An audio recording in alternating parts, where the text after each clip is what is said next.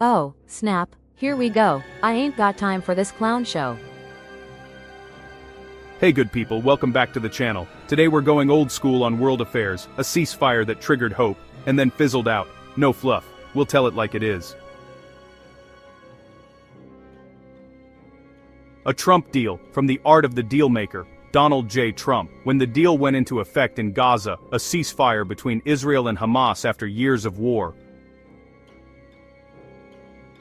The idea, stop the fighting, open aid corridors, negotiate hostages and prisoners, classic terms. Since Abraham's time, peaceful agreements always begin with good intentions. Duh. Ten sign and in idiots. Mr. I deserve a peace prize, President Trump. I don't think so. Make some remarks about the extraordinary historic moment, or many moments, that happened yesterday in Israel. The world's eyes are still fixed on Israel, where President Trump is welcoming home now the last of the hostages who've endured 2 years in Hamas captivity. I thought it was remarkable. I saw a video last night of one of the released hostages who made the point that as soon as the election was held in November in the United States, Hamas began to treat him and his fellow hostages much better. They fed them better, they respected them more, they changed the tone of how they treated them, they no longer spit upon them. As he said in his own words, elections have consequences. And he said or implied that the Hamas was counting on Kamala Harris to win and not President Donald J. Trump. But thankfully for the whole world, that didn't happen. And this is an historic moment. It deserves enormous credit and recognition on the world stage. It's truly, truly historic. For generations, we have aspired to peace in the Middle East, everyone around the world, and now President Trump has delivered it. I'm going to make an announcement today.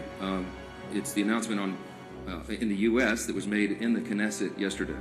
I'm proud to tell you that together with my friend Speaker Ohana of the Israeli Knesset, the equivalent of our Congress, we're going to embark upon a project together to rally speakers and presidents of parliaments around the world so that we will jointly nominate President Donald J. Trump for next year's Nobel Peace Prize.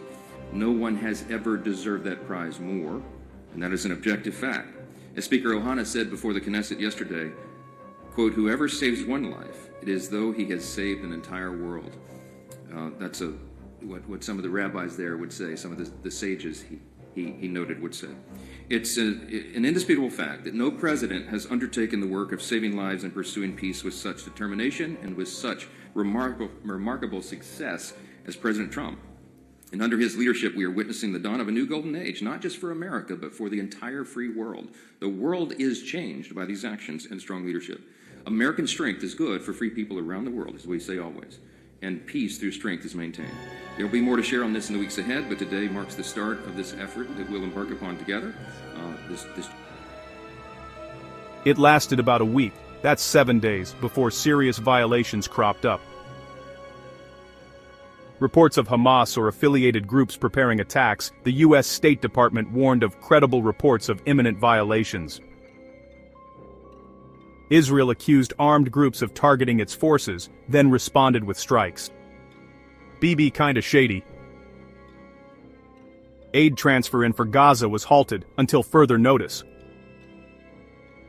So, the pause was fragile, and the cracks appeared almost immediately, sort of like building a house on sand. In Jeremiah 25:4-6, we're reminded that breaking God's covenant brings swift consequence. Similarly, human covenants shake without trust. More than half of American voters don't think President Donald Trump deserves the Nobel Prize for his actions on Israel and Gaza, according to a survey from Emerson College polling. Some 54% of respondents said they thought he did not deserve the prize, while just 38% thought he did. Here's the breakdown. Many parties, many groups. One agreement doesn't guarantee all factions abide. Expectations so large. Aid, hostages, movement, big promises, big pressure, trust deficits. Each side assumed the other would act first or mistrusted motives. Finally, old patterns. Ceasefires in this region often follow the cycle of hope, pause, breakdown. As Hebrews 13:8 says, Jesus Christ is the same yesterday, today and forever. Den stur dint ein. Human nature tends to repeat, but the standard doesn't have to. Even though the parties haven't formally declared the ceasefire over, The fact that major aid stops and strikes resume means the truce's effective lifespan was about 1 week. It's still ongoing only in legal terms, not in practical stability. So for you, the takeaway: negotiate hard, monitor constantly, expect real-world friction.